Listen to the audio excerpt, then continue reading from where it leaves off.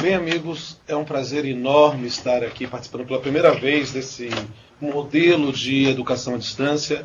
Eu quero dizer que estou impressionado com a estrutura, não conhecia, é algo que para mim é um modelo novo e que pode democratizar o acesso ao conhecimento, o que, sem sombra de dúvida, é algo maravilhoso. Eu pretendo interagir ao máximo possível com todos os colegas do interior e também os aqui presentes, para que a gente possa aproveitar o máximo possível esta aula, que essa sobre o tema responsabilidade civil nas relações de trabalho.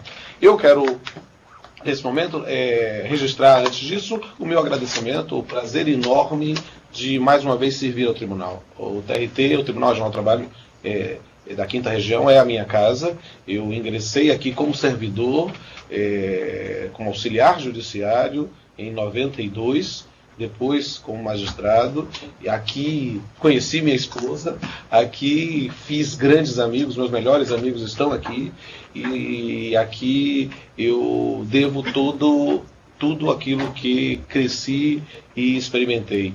Então eu quero mais uma vez colocar-me sempre à disposição da doutora Marama e de todos os colegas e servidores e advogados que aqui militam, porque esta é minha casa, é a casa que eu jurei defender, que jurei atuar para o resto da minha vida. E é isso que eu pretendo cumprir, se Deus me permitir. Quero dizer também uma enorme satisfação de estar interagindo com as unidades do interior. Nós estamos aqui, e os senhores que estão me vendo aí do outro lado da tela, veem as outras unidades passando. Eu fico muito feliz em ver Teixeira de Freitas, ver Eunápolis, ver Ilhéus, 3 cidades onde atuei na magistratura e que me receberam de braços abertos. É um prazer enorme estar nesta oportunidade, interagindo com vocês mais uma vez, porque vocês moram no meu coração. E por isso eu quero mais uma vez agradecer por todo o carinho que já me destinaram e que é sempre muito encantador. E por isso eu quero mandar um abraço para todas as outras unidades do interior, várias que eu já conheci em outras oportunidades e outras que ainda não conheço, mas que, se Deus permitir, conhecerei. E vamos logo para a nossa aula. Por quê? Porque o tema da aula de hoje é responsabilidade civil nas relações de trabalho. E qual é a proposta desta aula? Nós temos que, eu sei que tenho que tomar cuidado para não bater aqui, senão o pessoal do interior não dá um susto, eu sei das dificuldades que terei em dar aula sentadinho, mas os senhores não tenham dúvida que eu vou me comportar. Nesse ponto, o nosso tema é responsabilidade civil nas relações de trabalho.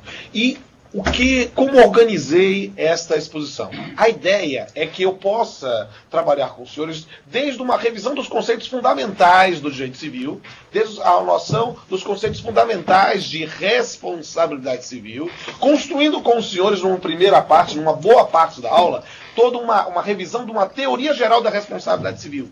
Para que, bem assentada essa teoria, eu possa, sem qualquer pudor, ingressar nas relações de trabalho, aqui nas relações de trabalho lato sensu, né, ou também na stricto sensu, na relação de emprego. E, em especial, para rematar a aula, aí fazer uma análise propriamente de 4 cortes, 4 enfoques que me parecem muito importantes para compreender de maneira completa, ou seja, com ânimos de completude, o tema da responsabilidade civil nas relações de trabalho, que são 4 cortes bem delimitados, que é, o primeiro, o corte da responsabilidade civil do empregador por ato do empregado, depois a responsabilidade civil do empregado em face do empregador, o terceiro, a responsabilidade civil do empregador por dano ao empregado.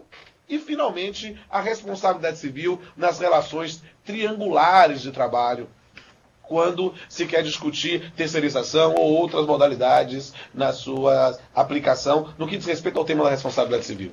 Só que, do ponto de vista técnico, para que esta aula seja abrangente o suficiente, que sirva tanto para o noviço, tanto para aquele que está ingressando no mundo do direito agora, que ainda está estudando, para o jovem servidor da justiça, que está aqui na sala, ou que está nos ouvindo aí do outro lado da tela, que está começando no campo do direito, que isso possa servir para ele, para que ele possa fundamentar bem, para a gente construir uma casa, nós temos que assentar bem os fundamentos, mas que também sirva para o profissional militante, para o advogado que está aqui, para o advogado que está aí do outro lado da tela, para o servidor que já atua há muito tempo e que precisa se renovar, se reciclar. Então é preciso que a aula tenha a abrangência necessária para compreender cada um e atender a cada uma dessas necessidades.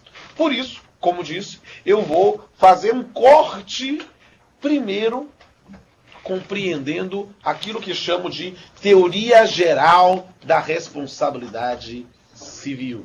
E por isso, anote aí no seu caderno, se você está com o seu caderninho. Teoria geral da responsabilidade civil. Vamos fazer, já fiz essas considerações introdutórias, então anote aí. Primeiro tópico, vamos falar um pouco e uma introdução à responsabilidade jurídica. Por quê? Porque quando eu já estou falando de responsabilidade civil, eu já disse o substantivo e já estou adjetivando. Só que eu estou introduzindo a aula, então eu preciso ainda compreender o conceito, o substantivo, a ideia de responsabilidade. E responsabilidade é um tema que interessa a vários ramos do pensamento, não somente ao direito. Quando se fala de responsabilidade, o que é responsabilidade? Responsabilidade é a assunção das consequências de um determinado ato. E por isso, nós falamos em responsabilidade não somente no campo jurídico, mas responsabilidade no campo moral, né? De quem é a responsabilidade por determinado tema, por determinado fato, por determinada conduta. E esse tema, isso não é norma para inglês ver, não. Isso não é pura injeção de linguiça, não. Isso é algo fundamental para compreender determinados temas do que diz respeito se é responsabilidade jurídica ou moral. Ainda nessa visão de uma teoria geral, eu posso dizer que é tema da ordem do dia para os meus amigos que estão aí, estão fazendo ainda na graduação, que estão pensando em escolher um tema de uma monografia final de curso, ou meu amigo já profissional que está pensando em fazer uma monografia final de curso na área de direito civil, por exemplo. Um tema da ordem do dia é a responsabilidade civil pelo abandono afetivo. A ideia de que alguém que tenha atendido às suas finalidades, às suas necessidades materiais fundamentais, ou tenha atendido isso, mas não tenha recebido o carinho, a atenção, o amor devido. Esse é um tema que enseja a responsabilidade civil, porque esse é um tema da ordem do dia, em função de um precedente jurisprudencial do Tribunal de Justiça de Minas Gerais, em que, analisando uma apelação em que o juiz de primeiro grau não reconheceu, disse que o campo era meramente moral, o Tribunal de Justiça de Minas Gerais, numa determinada situação fática, disse, não, aqui há um dever jurídico de prestar afeto, de prestar amor. Não é possível, ó, eu batendo aqui, não é possível termos uma quebra de uma assistência afetiva. E o TJ de Minas Gerais reformou a decisão de primeiro grau. E essa decisão foi objeto de recurso especial e o STJ reformou a decisão do segundo grau e voltou para o primeiro grau, a primeira ideia. E o tema está pendente de julgamento no Supremo Tribunal Federal. Então a questão ainda não terminou. O Supremo ainda não se manifestou sobre o abandono afetivo. E por que eu estou dizendo isso? Para dizer da importância da compreensão do tema responsabilidade de forma mais ampla.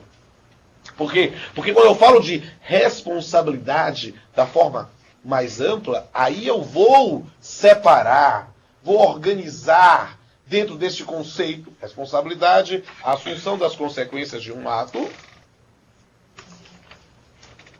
uma divisão da responsabilidade jurídica para a responsabilidade moral.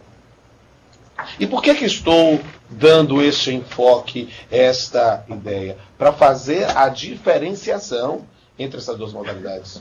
E qual é a diferença, em essência, da responsabilidade jurídica para a responsabilidade moral? Só e somente só a existência de uma sanção institucionalizada. Porque na responsabilidade jurídica, há sanção. Perceba, por exemplo, para quem é testemunha de Jeová, sofrer uma transfusão de sangue, o indivíduo se sente violentado, pode ser excluído da sua comunidade Juridicamente não, inexigível. Mas do ponto de vista moral, há uma sanção. Sanção difusa, não com o aparato estatal. Esse aparato estatal só vai surgir no que nos interessa nesse tema, que é a responsabilidade jurídica. Ou seja, apenas para que fique bem claro esse tópico, se você está organizando o seu caderno, doutora Gleide, você coloca lá, introdução à responsabilidade jurídica, dentro de um conceito de responsabilidade, e aí, nessas classificações, a responsabilidade jurídica versus a responsabilidade moral. Para perceber que a diferença entre elas vai estar apenas na existência de uma sanção institucionalizada. E eu trouxe aqui alguns exemplos do campo da responsabilidade civil para mostrar que isso não é conversa para boi dormir. Não é tertúlia flácida para bovino dormitar. Nesse ponto, nós precisamos agora subdividir essa responsabilidade jurídica. E aí, nesse ponto, trazendo algo que vai ser o nosso tema. A ideia da responsabilidade civil em contraponto à responsabilidade penal. E para tentar mostrar que não há diferença ontológica da responsabilidade civil para a responsabilidade moral, para a responsabilidade penal. Por quê? Porque, na verdade, a diferença é de grau. E a mesma conduta humana pode ensejar responsabilidade nos dois campos de atuação. A diferença, em essência, está no bem jurídico violado, que pode se contentar com a mera reparação de danos, ou, ao contrário, exige do Estado uma reparação mais efetiva, talvez com a restrição de liberdade do indivíduo. E este é outro tema que pode vir à baila e virar à baila nas nossas digressões, por exemplo, para discutir as funções da responsabilidade civil, porque se a responsabilidade penal tem um conteúdo essencialmente punitivo, mas preventivo da sociedade, na responsabilidade civil a sua função primordial está na reparação do dano. Mas a primordial não quer dizer que o sentido anterior seja excludente. E isso eu vou deixar mais claro para frente. Mas compreendendo, portanto, essa responsabilidade criminal da responsabilidade civil como uma distinção meramente em função de grau, mas sem uma diferença ontológica do ilícito. O mesmo ilícito pode ir à responsabilidade civil independente da criminal. E o que nos interessa, aí sim, fiz essa introdução para localizá-los no texto, para localizá-los no tema. E aí eu posso falar um pouco com os senhores sobre responsabilidade civil. E aí anote aí no seu caderno, doutora Paula, qual é o conceito de responsabilidade civil. Bem, se eu já dei um conceito de responsabilidade, que é o substantivo nessa expressão, eu só posso adjetivá-lo. Ora, se responsabilidade é a assunção das consequências de uma determinada conduta, responsabilidade civil nada mais é do que a assunção das consequências civis desta conduta. E o que consequências civis são estas? O pessoal de Ilhéus, um abraço para vocês. Eunápolis também é a minha cidade ali. Está aparecendo ali, Teixeira também. Eu sou apaixonado por essas cidades. Né? Eu fui muito bem tratado e eu tenho muita saudade. Teixeira, estarei lá em Teixeira de Freitas, dia 12 de junho, acho que é a péssima aniversário da minha filha. Tá? Mas, 12 de dezembro. Estarei lá, matar a saudade do meu povo lá, que eu tenho muita saudade deles. Vamos lá. E já matei o pessoal de Ilhéus, saudades, não matei. Né? E quero matar a saudade do pessoal de Eunápolis. Vamos lá. Conceito.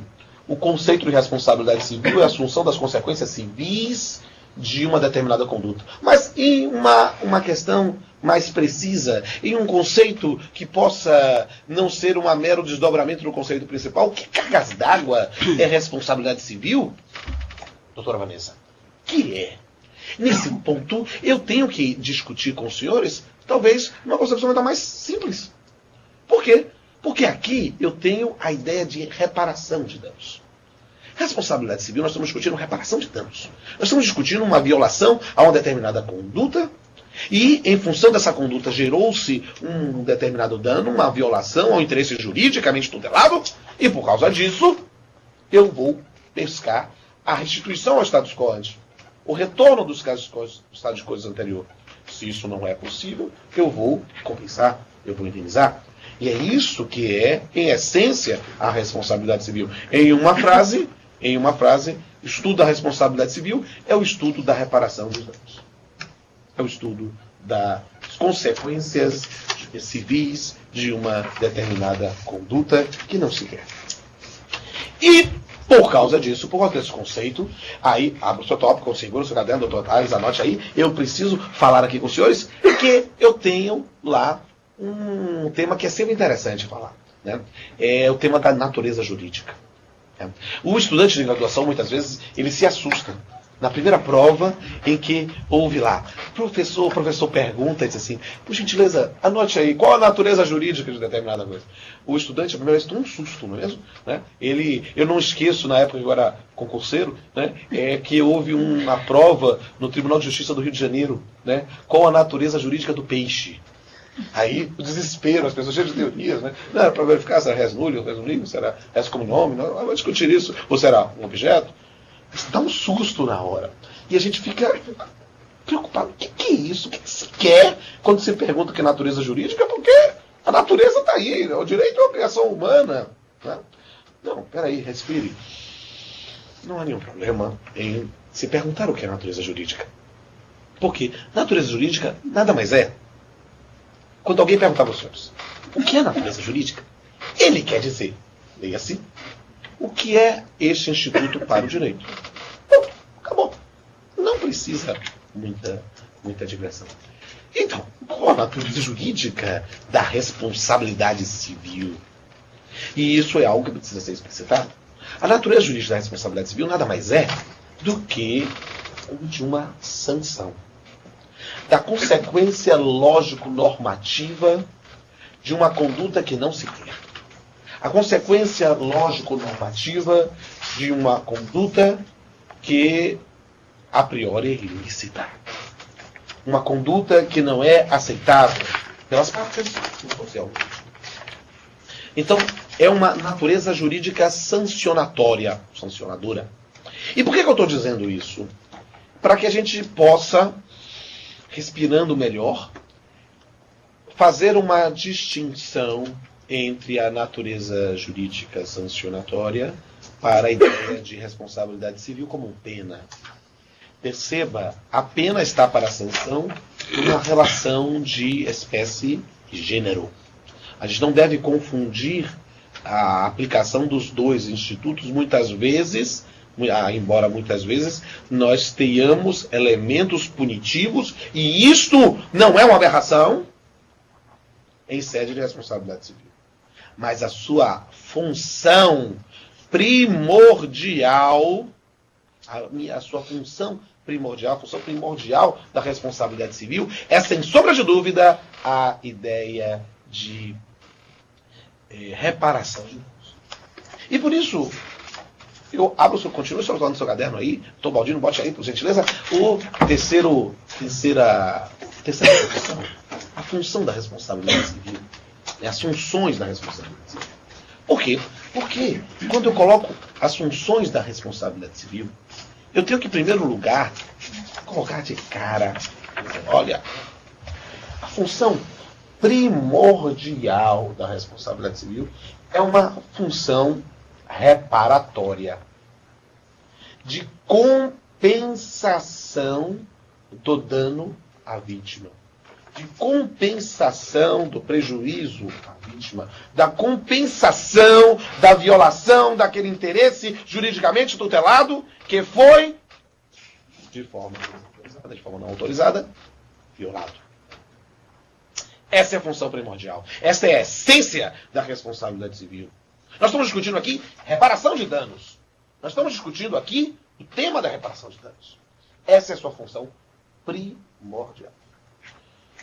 Todavia, há duas outras funções da responsabilidade civil que, nos últimos anos em especial, passaram a ganhar muita força.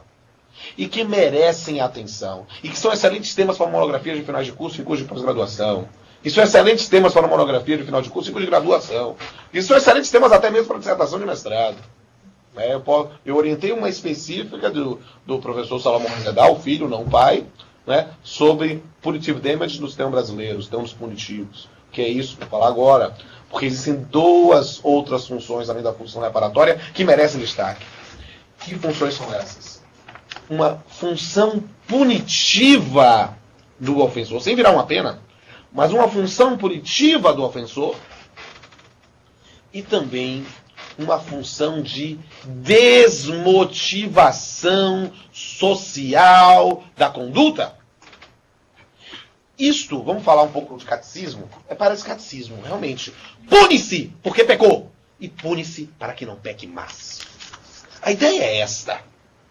Pune-se o indivíduo, traz-se a ele a sanção porque ele cometeu um determinado ato, que há uma determinada conduta que não é aceitável socialmente. Mas pune-se também para dizer que aquela conduta não é aceitável socialmente e que aí, nesse caso, é preciso desmotivá-la. E isto é cada vez mais evidente, meus amigos, no campo, e aí puxando ainda a teoria geral da responsabilidade civil, mas é claro que eu vou puxando, sempre que for possível, alguma coisa para o campo trabalhista. Isso é cada vez mais evidente no campo das ações coletivas, das ações civis públicas. Porque, meus amigos, não adianta que, se eu tenho um dano perpetrado a um único empregado numa situação isolada, é óbvio que eu posso até, num determinado momento, pensar numa indenização que tenha mais um efeito simbólico. Mas se se trata de 1, 2, 3, 10, 15, 20, 50 empregados, aquele valor estabelecido originalmente não surtiu efeito. E aí a mão é pesada. A mão é mais pesada. Bem mais pesada. Por quê? Porque se trata de uma situação em que, além do dano individualmente considerado, eu tenho que pensar na repercussão disso. E mostrar que aquela conduta não é tolerável. E isso, no campo... Imagine, por exemplo, num campo da ação civil. E isso não quer dizer que somente seja com uma pessoa. Pode ser, em função da gravidade da situação. Pense, por exemplo, na redução à condição análoga do escravo. Meus amigos de Barreiras, que conhecem bem esse tema, né? Há uma sentença conhecida de todos, doutora Neuma Márcia, proferida lá, uma sentença que eu comento em sala de aula, que é uma sentença realmente muito interessante, e vários outros. Né? Perceba que nós temos determinadas situações em que há uma necessidade de uma atuação mais efetiva, não somente na ideia da reparação individual do dano, mas principalmente na ideia da desmotivação social da conduta. E isso, meus amigos, é algo que fundamenta a teoria norte-americana que tem sido incorporada pouco a pouco no sistema brasileiro, que é a ideia dos punitive damages, danos punitivos numa tradução literal.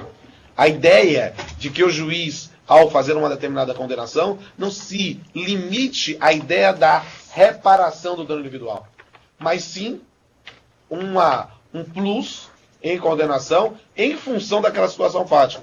De certa forma, no campo da ação civil pública, e nós estamos com uma lei já há muito tempo, anterior, com 88, né? E quando se fala da reversão para um determinado fundo, que na área trabalhista, nós, por falta de outro fundo, né, remetemos para o FAT, né? Pensamos nesta reparação com esta finalidade, não é só e somente só aquele valor em si, não repara o dano, mas sim tem este conteúdo punitivo.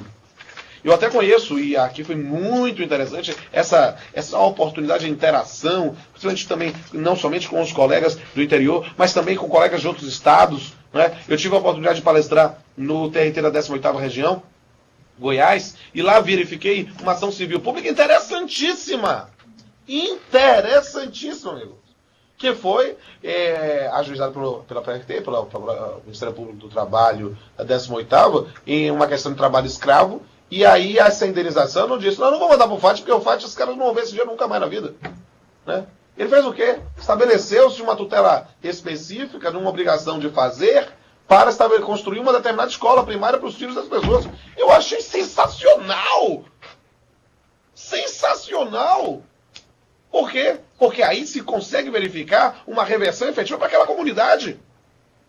Por quê? E aí, aqui os colegas que têm estudado profundamente a matéria sabem que, notadamente, no campo do trabalho escravo, é uma situação que beira um processo kafkaniano. Por quê? Porque o indivíduo é literalmente libertado pela operação que é conjunta, Polícia Federal, Ministério do Trabalho, Ministério do Trabalho, ótimo, maravilhoso, e 6 meses depois volta para o meu lugar. Dei porrada. Perceba que ter algo que volte... Marcelo já me olhou ali, eu preciso, para ter algo que volte, que reverta a comunidade, essa teoria pode ser muito útil. Muito útil. Mas, para efeito de funções da responsabilidade civil, essas 3 são básicas, são fundamentais, já que estamos construindo aqui com os senhores uma teoria geral da responsabilidade civil. E aí, eu quero falar com os senhores também de na verdade, duas espécies de responsabilidade civil, que voltarão à baila, sem sombra de dúvida, no campo da discussão aqui em sala de aula sobre a responsabilidade civil do empregador, por não empregado, entre outros pontos. Mas nesse momento de construção de uma teoria geral da responsabilidade civil, eu não posso deixar de mencionar as espécies fundamentais de responsabilidade civil. Anote aí no seu caderno. Então, eu tenho aqui dois tipos de responsabilidade civil fundamentais, 2 espécies fundamentais, ou 2 classificações fundamentais com 4 espécies. A primeira, ela toma como critério diferenciador a indispensabilidade, e anote isso, como ônus da prova do autor, ou como ônus da prova de fato constitutivo, o elemento culpa. Estou me referindo, e é conhecida de todos, até daqueles que estão começando nos cursos de direito, a diferença da responsabilidade civil subjetiva para a responsabilidade civil objetiva. A diferença entre elas está na imprescindibilidade da comprovação do elemento culpa.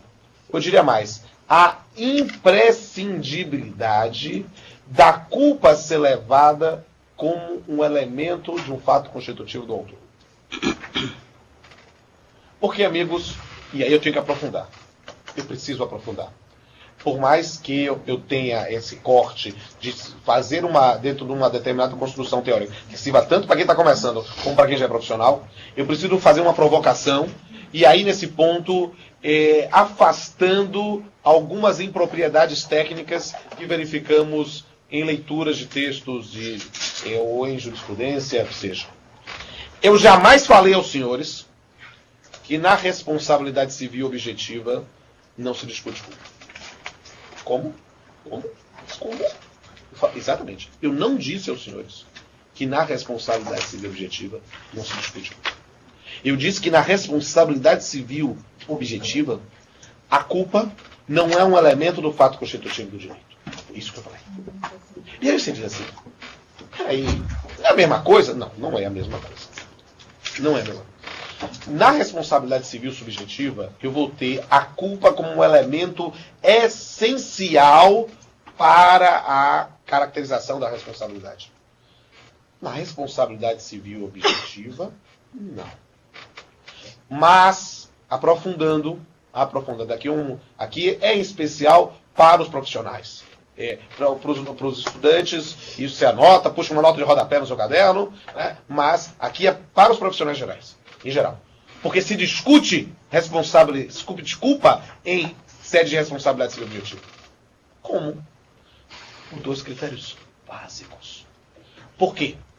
Porque culpa exclusiva da vítima é ônus da prova do demandado e a hipótese de quebra de nexo causal. O autor não tem que provar culpa de nada, se é responsabilidade civil objetiva. Mas o réu pode trazer, abrindo os elementos objetivos da lide, abrindo a discussão da matéria, para discutir culpa exclusiva da vítima. Porque se for hipótese de culpa exclusiva da vítima, quebra a responsabilidade civil objetiva. Quebra, porque nós estamos porque discussão de culpa exclusiva da vítima não é discussão sobre culpa, é discussão sobre nexo causal. E isso é fundamental. É preciso perceber, se os senhores tiverem a curiosidade de ler a lei que trata de atividade nuclear no Brasil, vai verificar que no artigo 8º dela admite, no caso da culpa exclusiva da vítima. Claro que pensar em outras pessoas, a ideia da vítima não vai ser um terceiro para outras pessoas, não. O ato de terceiro não quebra nexo causal na responsabilidade civil nuclear, que é uma hipótese típica de responsabilidade civil objetiva. Mas quebra a responsabilidade em relação especificamente à vítima. Se culpa exclusiva for. Culpa exclusiva for. E culpa pode ser invocada não para quebrar nexo causal, mas para efeito de quantificação. Quando se trata não de culpa exclusiva, mas de culpa concorrente. Essa é uma previsão que nós vamos desdobrando lá do Código de Defesa do Consumidor, mas que, na verdade, o Código de Defesa do Consumidor, a evolução jurisprudencial foi em outro sentido, mas na previsão específica, se os senhores tiverem a curiosidade, de onde os senhores estiverem vendo, meus amigos de Itabuna, estou vendo a sala cheia, um grande abraço para vocês, né? Nesse ponto, vocês podem verificar o artigo 944, parágrafo único do Código Civil, vou puxar aqui, parágrafo 94, o artigo 944, parágrafo único do Código Civil, diz o seguinte: se houver excessiva desproporção entre a gravidade da culpa e o dano, poderá o juiz reduzir equitativamente a indenização. Meus amigos, aqui não falou moderar, não falou aumentar, embora possa se construir, até o Salomão Rezadá vai nessa linha, pode se construir talvez em cima dela também a ideia de um aumento, mas nós temos aqui no campo não da responsabilização, mas da quantificação a influência do elemento culpa. Claro que eu seria um leviano se eu não mencionasse isso na 4ª jornada de direito civil da Justiça Federal, né, do Conselho da Justiça Federal, houve o lançamento de um enunciado. O enunciado não é jurisprudência nesse ponto, não é como nossas súmulas antigos enunciados. Ali é como um enxerto doutrinário, mas dizendo que esse dispositivo deveria ser aplicável só e somente só para a responsabilidade civil subjetiva. Mas a lei não diz isso. A lei não diz isso. Então é um campo para reflexão. Você, olha, o Nápoles aí passou Ilhéus agora há pouco. Eu estou me divertindo, estou revendo meus amigos ali, olha que legal. E é um ponto para profunda reflexão. Essa é a primeira classificação, que a gente vai voltar, obviamente, quando for entrar no corte trabalhista estricto sensu. Mas eu quero não falar somente de responsabilidade civil objetiva e responsabilidade civil subjetiva. Eu quero falar também de uma outra classificação que é importantíssima, e eu já vou colocar alguma coisa, embora não fosse o momento, de direito do trabalho, até para homenagear o meu amigo José Cairo Júnior, juiz titular da primeira vara de Itabuna, meu colega de concurso, foi meu auxiliar em Eunápolis, é um prazer enorme ser seu amigo. Né? Por quê? Porque ele tem uma tese publicada, inclusive pela ITR, é a 4ª edição agora, foi a dissertação de mestrado dele, interessantíssima sobre isso.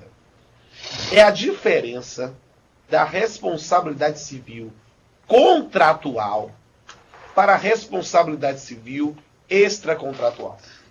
Por quê, amigos? Qual é esta diferença que eu estou destacando, que pode servir para o nosso dia a dia? Meus amigos, a responsabilidade civil contratual para a extracontratual, ou chamada criana, essa responsabilidade civil se divide em 3 elementos diferenciadores, que podem ser notados. A diferença da responsabilidade civil contratual para a extracontratual. O primeiro elemento é o elemento óbvio, a pré-existência de uma relação jurídica. Ou seja, na responsabilidade civil contratual, eu já tenho uma determinada obrigação que aí foi descumprida. Na extracontratual, não. Eu tenho uma violação de um dever geral de conduta que decorre de uma máxima de Ulpiano, nem milaedere, a ninguém se deve lesar. Ora, sim, mas se lesar, tem que reparar. Ora, Essa diferença vai trazer uma outra diferença, uma segunda diferença essencial, fundamental, maravilhosa para a discussão de reparação de danos morais, principalmente no justiça do trabalho. Por quê? Porque se eu tenho uma relação jurídica pré-existente, se eu tenho o descumprimento dessa relação jurídica pré-existente, responsabilidade civil contratual, haverá, segunda diferença, haverá uma diferença de tratamento, ou, para ser mais preciso, do ônus da prova da culpa. Da culpa. Por quê, amigos? Provar culpa não é fácil. Quando nós não temos presunções, nós acabamos vendo pretensões deduzidas em juízo se fulminarem, não serem acolhidas, porque provou a culpa. E este elemento é sensacional. Por quê? Porque se nós verificarmos na relação, na responsabilidade civil contratual, há uma presunção de culpa no elemento danoso. O que não existe na responsabilidade civil aquiliana.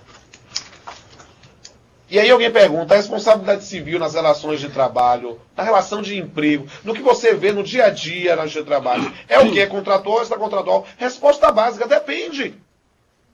Depende da conduta que estiver sendo dito. Agora, é muito simples. Se se trata, por exemplo, de uma responsabilidade civil contratual, por exemplo, por uma violação de uma regra de segurança, a violação de uma ANR, e por causa disso gerou dano, você precisa provar culpa.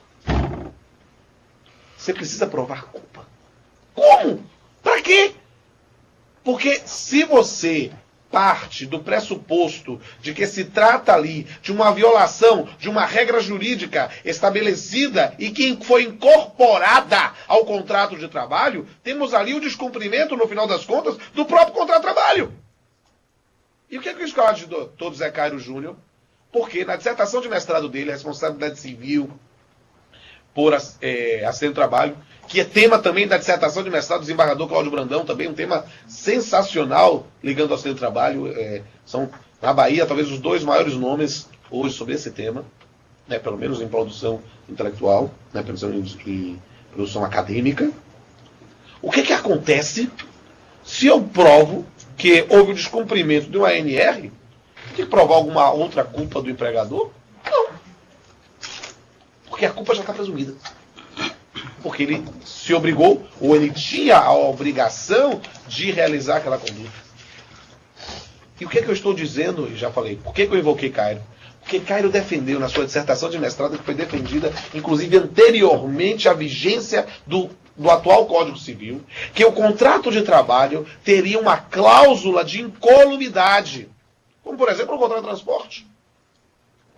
E que nessa situação, ele não estava dizendo, não estava afirmando, não era isso, que era responsabilidade civil objetiva. Ele estava afirmando o seguinte: se houve uma determinada verificação da saúde, por exemplo, no exame admissional, e no exame periódico, no exame admissional, se constatou uma determinada patologia, presume-se que decorra da relação de trabalho, presume o elemento de culpa do empregador.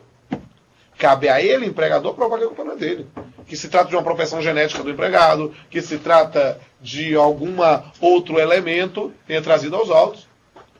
E se isso não é algo importante para efeito de decisão, mas se o senhor não considerar isso tão importante para decisão, é no mínimo algo importante para efeito de dilação probatória. Porque quem é que vai custear a perícia? Se a perícia, nesse caso, sirva, não para discutir um nexo causal, necessariamente, mas a inversão do uso da prova da culpa. Isso é algo que é da teoria geral da responsabilidade civil. Não é o que eu inventei, é algo construído da responsabilidade civil. A gente esquece. Se eu fiz esse elemento de prova antes, E o terceiro elemento aí não nos interessa tanto para a relação de trabalho, mas que é importante dentro de uma perspectiva mais ampla, já que estou construindo com os senhores uma teoria geral da responsabilidade civil, falar de uma terceira diferença da responsabilidade civil na contratual para extracontratual, que é a questão da diferença de tratamento quanto à capacidade. Porque é óbvio, para eu falar de uma responsabilidade civil contratual, eu parto do pressuposto da validade do negócio jurídico que foi estabelecido. Então, a capacidade do sujeito, do ofensor, é pressuposto. É pressuposto. Por quê? Mas sim, e daí? Não, é porque na responsabilidade civil aquiliana, isso é irrelevante. Na responsabilidade civil aquiliana, eu vou ter a responsabilidade civil decorrente de um ato de um incapaz. Isso desde o Código Civil Velho, na verdade, desde que o mundo é mundo, vamos aí, eu estou exagerando, né? Mas por quê? Porque aí a discussão não vai ser de responsabilidade, mas sim de imputabilidade. Vai se verificar no caso concreto que haverá responsabilidade, não dele, mas do seu responsável legal. Responsabilidade, assumir as consequências de um determinado ato. E perceba, aí atualizando, aí essa observação é específica para quem está assistindo a nossa exposição, como uma atualização, como uma reciclagem do novo Código Civil. Há um dispositivo no novo Código Civil, sem correspondente no Código Civil de 16, que é um tema fascinante e que traz a possibilidade, olha meus amigos, é um dispositivo sem correspondência. Não tinha antes. Não estuda a doutrina velha. Por quê? Porque esse dispositivo traz uma possibilidade específica de responsabilidade civil direta do incapaz. É o artigo 928 do Código Civil. Claro, não é o código que estamos da aula, mas vou ler para dar um exemplo e iluminá-los ou trazer esse tema. Estou me sentindo a própria Coelba aqui, estou iluminando todo mundo. Vamos lá. O artigo 928 fala lá. O incapaz responde pelos prejuízos que causar se as pessoas por ele responsáveis não tiverem obrigação de fazê-lo. Imagine, por exemplo, se você tiver uma situação em que não há a guarda ou a companhia do filho menor, ou não dispuserem de meios suficientes. Ou seja, há uma preocupação já do nosso diploma material com a ideia de efetividade. Por quê? Porque, olha, quem responde é o pai. Na visão tradicional, o pai e a mãe, os pais. Mas, espera aí, eles não têm condições, mas há patrimônio, o resto é separado do menino. E isso com pai e filho é mais difícil, mas com tutor, curador é facílimo. Com tutor e curador é facílimo visualizar. Então, nessa hipótese, você poderia ir no patrimônio direto do tutelado ou do curatelado. E isso é um dispositivo que não tinha previsão no sistema codificado anterior. Okay. Vamos lá. Com isso, eu fiz uma revisão geral da noção de responsabilidade civil.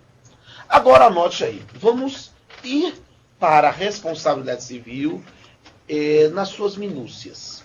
Anote como novo tópico. Anota aí, doutor Ivan. Elementos da responsabilidade civil. Doutora Karina, anote aí. Eu vou falar com os senhores alguns temas de responsabilidade civil. Por quê? Porque, como a proposta da aula é construir uma teoria geral da responsabilidade civil, se eu pretendo fazer uma teoria geral da responsabilidade civil, eu tenho que construir algo que sirva para toda e qualquer hipótese de responsabilidade civil. Eu tenho que pensar algo que sirva para a responsabilidade civil stricto sensu, para a responsabilidade civil nas relações de trabalho, a responsabilidade civil nas relações de consumo, responsabilidade civil do Estado, responsabilidade civil em qualquer outro campo. Porque senão seria um estelionatário, né? Eu dizer que eu estou construindo uma teoria geral que não sirva para a generalidade. E aí, já que eu estou construindo uma teoria geral da responsabilidade civil, eu tenho que falar com os senhores dos seus elementos essenciais para a caracterização. Então o tópico é elementos da responsabilidade civil. Elementos da responsabilidade civil. E aí eu trago com os senhores primeiro aquilo que eu chamo de elementos essenciais. E para mim, bastam três. Três elementos são essenciais para a caracterização da responsabilidade civil. Para toda e qualquer modalidade, bastam três. E que elementos são esses? O primeiro elemento é o elemento conduta humana. E por que eu chamo conduta humana? E não como está no Código, ato ilícito, do artigo 186, ou do abuso de direito como ato ilícito, do artigo 187, casando com o artigo 927 do Código Civil, que é a regra básica de responsabilidade civil. Por que, meus senhores? Por que eu não chamo de ato ilícito? Por quê? Porque quando eu falo de conduta, eu estou imaginando com os senhores que eu tenho algo que é mais preciso do que ato. Porque conduta é mais genérico. Isso é teoria geral, eu quero ser geral.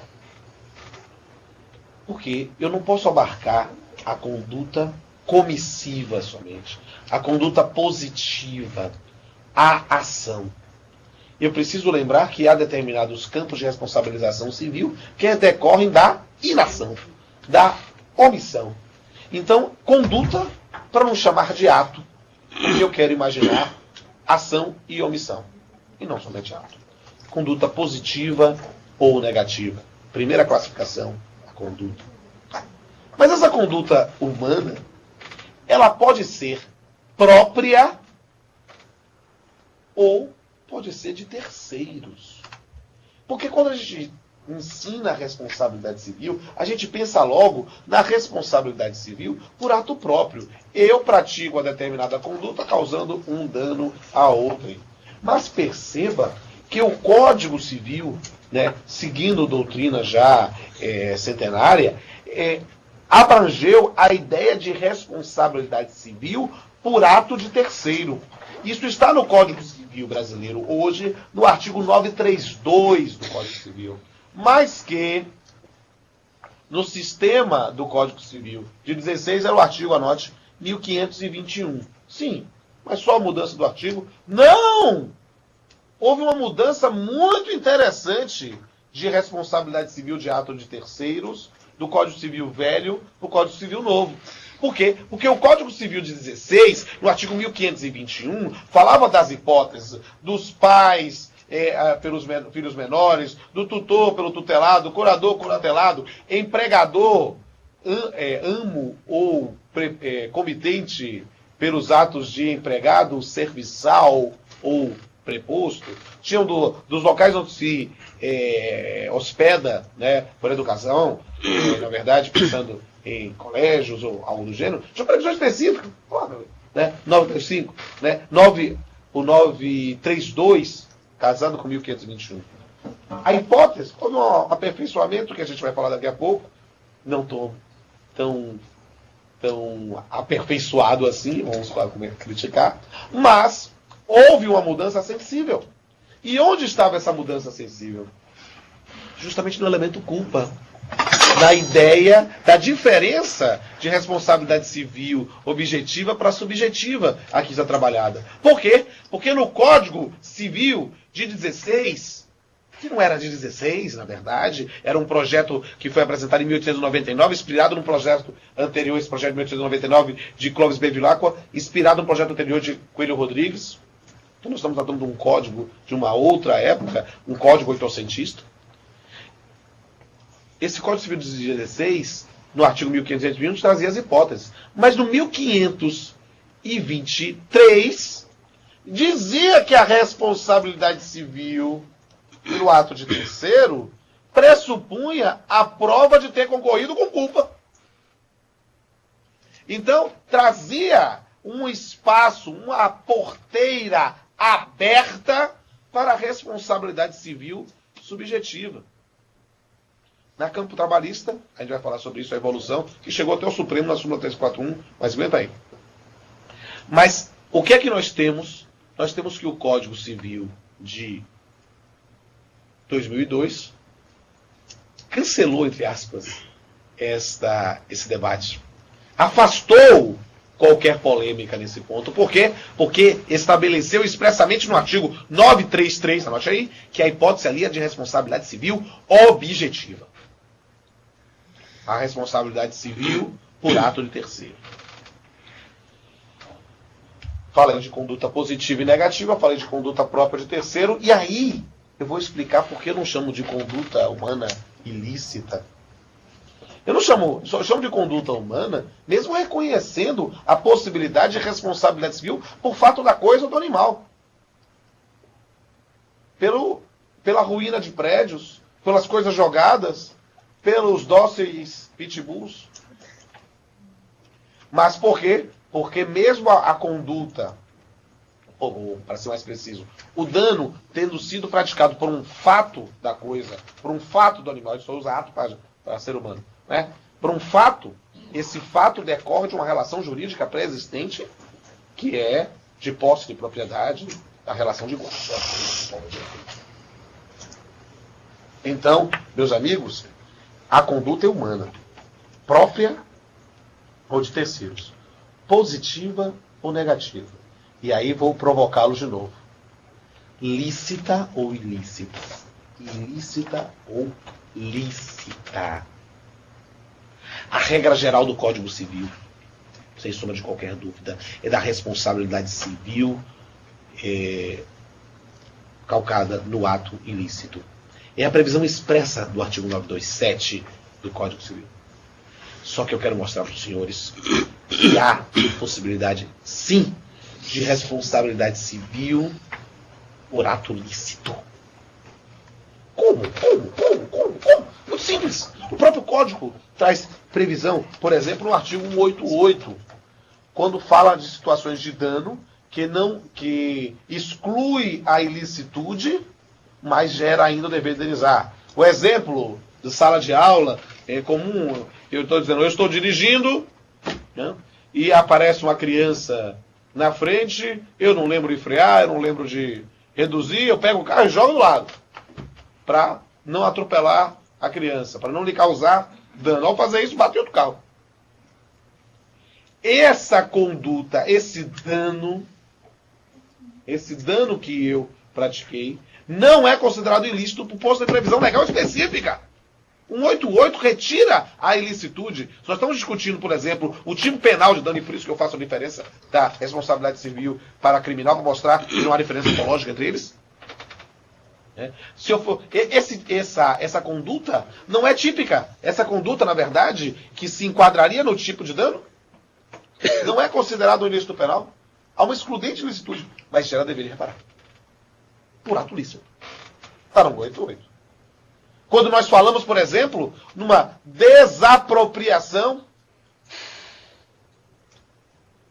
e a PEC já há alguns anos, fazendo homenagem ao meu amigo Jair Sé, né? Quando eu falo não mais nem que fala em desapropriação, mas a PEC pensando em expropriação, né? Confisco, no caso de trabalho escravo.